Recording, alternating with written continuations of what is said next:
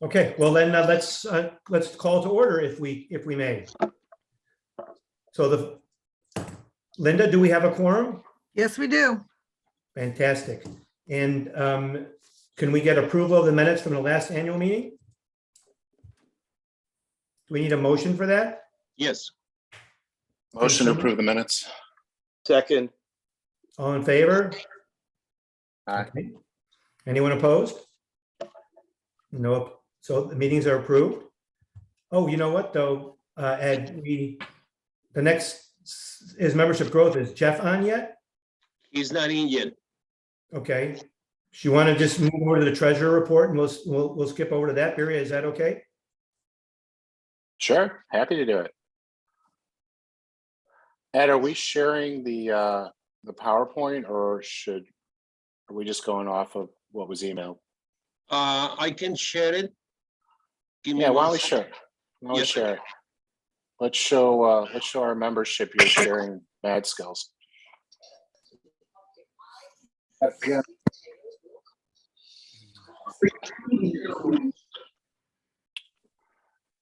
Okay, so because Jeff isn't on, we're going to jump around a little bit in case you're going off of the materials that Ed sent out.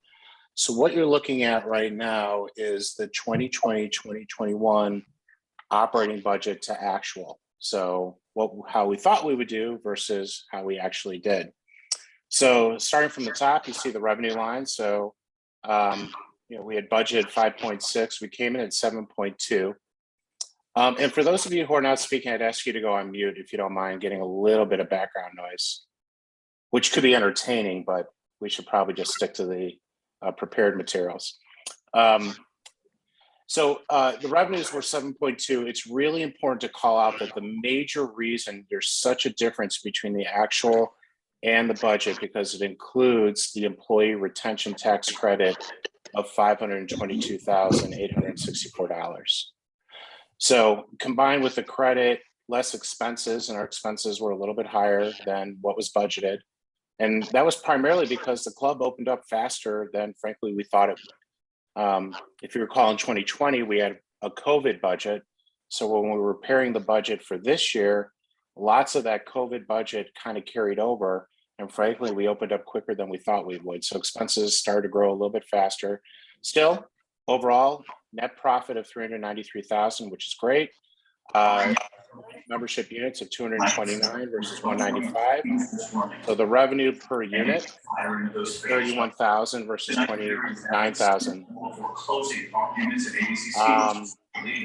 Again, just a quick reminder, if you can go on mute, that would be really appreciated. Thank you guys so much. Expenses per unit pretty much fell in line, but of course, the way the math works there is we have more units to divide by than budgeted. Still, our expenses were a little bit higher. So that gives you a sense of actual to budget for this past year. If we can go on to the next slide. We're going to take a look at revenues compared to years past. So when I looked at this slide the first time, I'll tell all of you that you kind of got to take 2020 out as just a major outlier, because that was our COVID year. So if you want to see how we're doing closer to more relevant years, I would kind of skip 2020 and look at 2019, but feel free to look at everything here. So you see our dues and fees at the top line of 4.1 million. Golfing fees up significantly, a lot more activity on the golf course, which is just an awesome sign for so many reasons. Food and beverage definitely up from 2020, but looks a lot more like it did in 2019 and 2018. That number is actually pretty amazing considering if you think about how food costs have gone up this year and supply chain issues. Other revenue, again, this looks very different than years past. And the big reason it looks different, again, it includes that employee retention tax credit of $522,000. So total revenue at 7.2, again, that looks really inflated compared to years past with that tax credit. And then you see the revenue by units. So that's the revenue snapshot of year over year. Let's take a look at expenses. So Expenses, again, 2020 is a bit of an outlier because of COVID. So when we take a look at these things, kind of why I compare it to 2019 and 2018 and 2021. Golf at 1.7, food was way up. I think, again, food expenses were really driven by a lot of the supply chain issues that we've seen. And of course, the club opened up a lot quicker than we thought it would, which is why it's so much more higher than 2020. Lockers, pool, and racket sports is up. Again, great seeing that activity. Admin and clubhouse, 2.1, a little bit higher than years past. So total expenses at 6.8. You know, the big drivers of this, of course, are golf and food and beverage, but all signs that the clubs are returning to normal years or normal levels. And then the expense by unit at 29,761. So if we go to the next slide, you'll just see the total picture. Revenue less expenses is how 2021 compared to years past. Again, that net operating income of 393. You know, 2020, again, we've talked a little bit about this. It was a COVID year. So when you see such a high number at 616, you really need to think of that as more of an outlier because we really operated such low expenses compared to normal years. And then obviously 2019, we lost some money. In 2018, we're a little bit above. So all in all, a good year from a net operating income. And it was great to see the trends in terms of more golf use and the club opening up quicker across the board. So let's take a look going forward as we look at our budget. And for those of you who attended the town hall, this will not be a news story, but let's go over it just to make sure everyone understands of what we're looking at.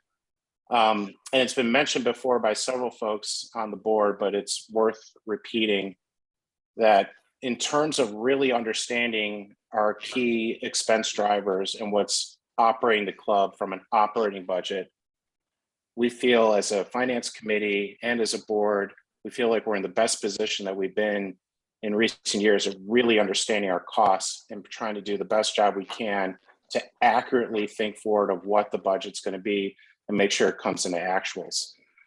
So this number isn't pretty, not going to lie. And the first time we saw it, we didn't love it, but it is very accurate. So our budgeted revenues for 21-22 are at 6.8 million, which is obviously higher than what was actual in 2021.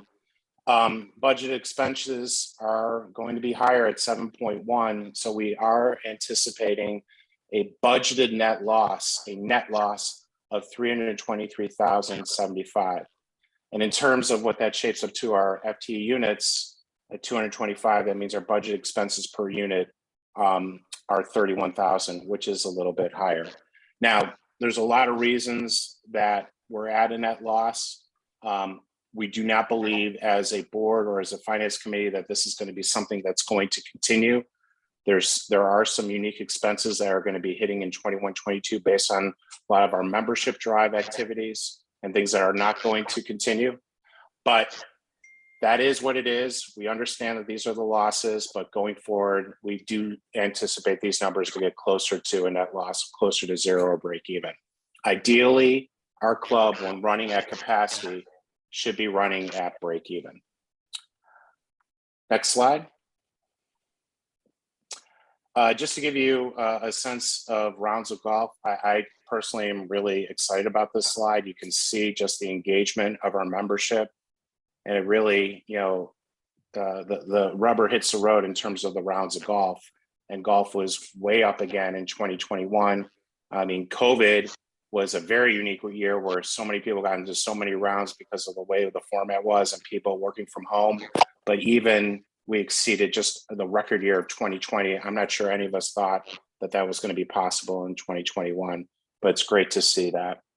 So that rounds out the finance report. Just a couple things. One, if anyone on the call has any questions offline, I know you guys were all supposed to submit questions ahead of time, but if anyone ever has any questions on any of the expenses, the revenue, the finances, or got to do a little plug if you're interested in joining the finance committee, which we have a lot of fun. I mean, it's a party, that finance committee. You guys really are missing out if you haven't been involved. Please let Jeff or I know. Before I turn it over to Steve to talk about goals or Jeff to talk about membership. Jeff, is there anything, Jeff Eisman, is there anything you want to add to the finance report? No, there is not. Perfect. My mentor says no, so therefore, Steve, I'll hand it back to you. I'm going to hand it right over to Jeff to go over the membership growth presentation. Okay, and excuse me, I thought this thing was at 6 o'clock Central. Was I wrong? Yeah. Okay. Yeah, we hate to say you were wrong. Maybe you were misinformed. Maybe I was misinformed. That's what my, okay. Anyway, so the membership numbers. We have been communicating with the membership throughout the year about the membership drive, where we are with the membership numbers. So I'm going to give you a truncated version just to give you a summary. And it's good news all the way around. When we came into the 2020, 2021 fiscal year, we had as one of our top goals increasing the membership rolls because we got hit pretty hard in the COVID year. We lost about 20 full-time equivalent units, which is a very big number. And unlike some other clubs, we didn't gain a lot of members in a year where golf got popular, more popular than it had been, and rounds went up. So we came into the year in a pretty precarious position, 194 full-time equivalent units with the 235 member capacity and needing to be close to that for break even. So something we were doing wasn't working, and we decided instead of trying to do it ourselves and repeat our mistakes, we were going to seek outside help. And I think everybody knows we hired Creative Golf Marketing. They put together a program. The guy who runs Creative Golf Marketing is a brash guy full of hubris and told us, you're going to follow exactly what I tell you to do, or I don't want to work with you. And he said, and if you follow, I'll get you 20 to 25 new members, which we were skeptical about, but we took the leap, and the program exceeded his expectations and way exceeded our expectations. And we ended up bringing in 36 full-time equivalent units, which was just fabulous. We're now sitting, we came into this fiscal year sitting at 226 full-time equivalent units, starting the year at 194. And just the math, the reason it isn't 36 plus, the reason it isn't 36 plus 194 is because we lost a couple of members. I think there was one, maybe two resignations, and a few units we lost when people went to senior status. But we sit coming into this fiscal year at 226, which is great for two reasons. Number one, it allows us, because we have a 235 member capacity, to really honestly tell people, if you want to get in, you better get in now, because the window is closing. And in fact, we already have 2 new members for this fiscal year, which brings us up to 228. There are apparently 2 applicants about to submit applications, which would get us to 230, assuming that they're 40 years or older, which would leave us about 5 or 6 slots left. And I'm virtually certain that unless there's a big economic turnaround, we're going to hit our capacity of 235. And the fact that we're so close is getting people to move more quickly. It's pretty unheard of for us to get 4 members in the month of November/December. People usually wait until February or March, but it is a fact that if people wait too long, they may not get in. The other thing that this has allowed us to do is raise the initiation fees substantially because we have demand and we have limited supply. The last, I'd say 10, 15 years, I don't have the exact time frame, the dues have ranged from zero, the initiation has ranged from 0 to 25 probably at the highest, and we cut deals with a lot of people. And now our initiation is 45,000 for people in their 40s, 35,000 for people in their 30s, and 25,000 for people in their 20s. In addition, every new member is going to have to pay the $10,000 assessment.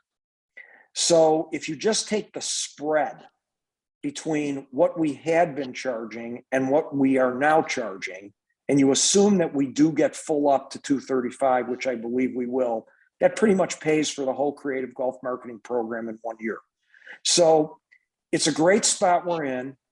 And we have some membership initiatives that we're going to be looking at going forward in terms of wait lists and maybe expanding our capacity of membership, looking at some of the categories of senior and junior to make it fair for everybody. But as we sit right now, if you know people who want to join, all kidding aside, you ought to tell them to get their applications in because this window is going to close. So that's it, Steve. Okay, thank you, Jeff. I appreciate it. And I'm just going to go on and just say a few things, if I may. It's really hard to believe that it was 1 year ago when I appeared before you at the last annual meeting. It's been another challenging year trying to navigate through the pandemic. But not surprisingly, I'm happy to report that our club endured tremendous labor and supply chain shortages, and our general manager and staff were able to provide us with the phenomenal services we have grown accustomed to. I have to take a moment to tell you how impressed I have been with our general manager and staff. There are so many things we as members do not see or take for granted that puts our club above the rest. If we are short staffed on a particular day, Ed will take on that role. If we are short on supplies, Ed will go do a Costco run or go wherever he needs to go to make sure that we have the items we need. It can never be said enough times. We are truly fortunate to have a general manager and staff that will do whatever it takes to keep us happy. Briarwood also owes a great debt to Andy Cole, whose term on the board has just expired. Andy was instrumental in developing our paddle program, and his contributions to the club are invaluable. He'll be greatly missed. I'm happy to welcome Bruce Heckman and Gary Cole to the board as new board members. I appreciate their willingness to join the board, and I look forward to working with them and the rest of the re-elected and remaining board members. I also want to welcome Robin Allen and Lynn Shapiro as the women chairs. We are confident in the strength of our club. We exceeded our lofty membership goals, and we are fortunate to bring in many new members to our Briarwood family, as Jeff just told us. We will continue to work hard to acclimate our new members to our club and hope that they continue to enjoy the club for many years to come. All of our committees worked hard throughout the year and will continue to do so. We established a head golf professional search committee that retained a renowned firm, Golf Business Network, to help us find our next head golf pro. We expect to meet with candidates recruited by GBN in early December and make a final decision in January of next year. A special thank you to Nate, the Grounds and Greens Committee, Steve Sirk, and Ken Hoffman for all their hard work in developing our bunker and beautification project. I am sure we are all excited for next year and to see the improvements to our course and facilities. We're off to a great start, and I look forward to working with Ed and the entire Briarwood staff to continue to make Briarwood the best club on the North Shore. Thank you. And now I think we should go on for the election of directors. Linda? Do we Okay, have the results? yep. For Ken Hoffman for Board of Directors, 155 for, 0 against. Brad Strimling for Board of Director, 154 for, 1 against. Gary Cole for Board of Directors, 154 for, 1 against. Bruce Heckman, 154 for, 1 against. The Grounds and Greens Equipment, 151 for, 4 against. Bunker Project, 147 for, 8 against. Kitchen issues, 150 are for and 5 are against. Clubhouse and repair issues is 151 for, 4 against, and the range net is 153 for and 2 against. So all things have passed. Great. Well, thank you everyone for voting. and I appreciate that. Do we have any new business, Ed? No new business. Okay, then I would, then at that point, I would ask for the motion to adjourn. Motion to adjourn? Is anyone second? I second. All in favor? Anyone opposed? We are adjourned. Thank you, everyone, for your attendance and your participation.